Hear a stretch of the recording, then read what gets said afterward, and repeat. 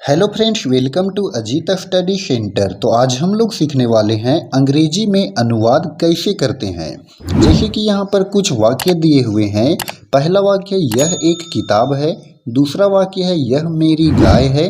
तो इस तरह के वाक्य को अंग्रेजी में अनुवाद कैसे किया जाता है, ये हम लोग आज के इस वीडियो में सीखने वाले हैं। तो आप इस वीडियो को बिना स्किप किए पूरा अंत तक ध्यान से देखिए। तो चलिए शुरू करते हैं आज के इस वीडियो को। तो देखिए, पहला वाक्य है यह एक किताब है। तो यहाँ पर यह का इंग्लिश क्या होता है? तो यह का इंग्लिश होता है दिस। तो यहाँ पर लिख दिए दिस। अब यहाँ पर दिस के साथ कौन सा हेल्पिंग वर्ब का प्रयोग होता है? तो दिस के साथ प्रयोग होता है इज का। और उसके बाद एक, तो एक का इंग्लिश होता है यह, और फिर किताब, तो किताब का इंग्लिश बुक, और फिर फुल स्टॉप। तो इस तरह से यह एक किताब है का इंग्लिश ट्रांसलेट बन गया दिस इज अ बुक। दूसरा वाक्य है यह मेरी गाय है। यह मेरी गाय है। तो यह का इंग्लिश क्या होता है? दिस, और दिस के साथ इज हेल्पिंग वर्ब का प्रयोग। उसके बाद मेरी, मेरी का इंग्लिश माई, और फिर गाय का इंग्लिश काउ, और फिर फुल स्टॉप लगा देंगे। तो इस तरह से यह मेरी गाय है का इंग्लिश ट्रांसलेट बन गया दिस इज माई काउ। तीसरा में है मैं एक विद्यार्थी हूँ। तो देखिए, मैं का इंग्लिश क्या होता है? आई, और आई के साथ प्रयोग किसका होता है? एम हेल्पिंग वर्ब का। तो आई एम, और एक का य, और विद्यार्थी का स्टूडेंट, और फुल स्टॉप लगा देंगे। तो इस तरह से मैं एक विद्यार्थी हूँ, इसका ट्रांसलेट बन जाएगा I am a student. Next है चौथा में तुम एक डॉक्टर हो। तुम का इंग्लिश क्या होता है? यू, वाई ओ यू, और यू के साथ आर हेल्पिंग वर्ब का प्रयोग। तो यू आर, एक का इंग्लिश य, और डॉक्टर का इंग्लिश डॉक्टर, और फिर फुल स्टॉप। तो इस तरह से तुम एक डॉक्टर हो, इसका इंग्लिश ट्रांसलेशन बनेगा यू आर य डॉक्टर। नेक्स्ट है पांचवा में यह एक हाथी है। यह एक हाथी है। तो यह का इंग्लिश क्या होता है?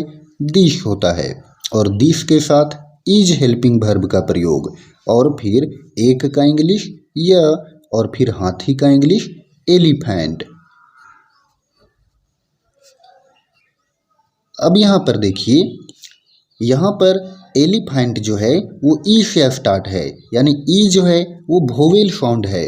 तो जब ये ई वोवेल साउंड है तो इसके पहले ए का प्रयोग ना होकर के एन का प्रयोग होगा। तो इस तरह से यह एक हाथी है का इंग्लिश ट्रांसलेशन क्या बनेगा? This is an elephant. Next छठा में है वह एक कुर्सी है। वह एक कुर्सी है। तो वह का इंग्लिश यहाँ पर ही का प्रयोग नहीं होगा, यहाँ पर प्रयोग होगा दैट का, THAT। दैट मीन्स वह। वह का प्रयोग यानी कि दैट का प्रयोग हम लोग कब करते हैं?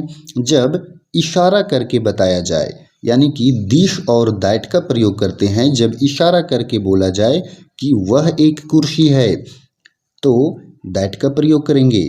तो दैट, दैट के साथ इज का प्रयोग, और एक का य, और कुर्सी का इंग्लिश चेयर, और फिर फुल स्टॉप लगा देंगे। तो इस तरह say that is a chair. Next है सातवां में सीता एक नर्स है। तो सीता का इंग्लिश सीता। सीता एक नाम है, तो इसके साथ इज का प्रयोग, और एक का इंग्लिश होगा य, और नर्स का नर्स, और फिर फुल स्टॉप। तो इस तरह से सीता एक नर्स है, इसका इंग्लिश ट्रांसलेट बन जाएगा Sita is a nurse. Next है वह एक खिलौना है। वह का इंग्लिश यहाँ पर दैट होगा, क्योंकि इशारा करके बोला जा रहा है। तो दैट, दैट के साथ इज का प्रयोग, और एक का य, और खिलौना का टॉय। तो इस तरह say that is a toy, वह एक खिलौना है। नेक्स्ट है तुम एक अभियंता हो। तुम का इंग्लिश क्या होता है यू, और यू के साथ आर का प्रयोग, और फिर एक का इंग्लिश होता है य, और अभियंता का इंग्लिश होता है इंजीनियर। अब यहाँ पर देखिए इंजीनियर का ENGINEER, इंजीनियर, इसका जो फर्स्ट है, फर्स्ट लेटर वो ई से स्टार्ट हो रहा है, और ई क्या है, वोवेल साउंड है, तो इसीलिए यहाँ पर ए का प्रयोग न करके एन का प्रयोग करेंगे। तो इस तरह से तुम एक अभियंता हो का you are an engineer. Next है 10 में रमेश एक शिक्षक है। रमेश एक शिक्षक है, इसका इंग्लिश ट्रांसलेट क्या बनेगा, इसका जवाब आपको कमेंट में देना है। जिसका भी आंसर सही होगा उसे मैं रिप्लाई करूँगा। तो फ्रेंड्स आई होप कि आपको इन 10 वाक्य को इंग्लिश ट्रांसलेट बनाने के लिए अच्छे से समझ में आया होगा। तो अगर आपको ये वीडियो पसंद आया हो तो आप इस वीडियो को लाइक करें, और चैनल पर नए हो तो चैनल को सब्सक्राइब करना ना भूलें। धन्यवाद।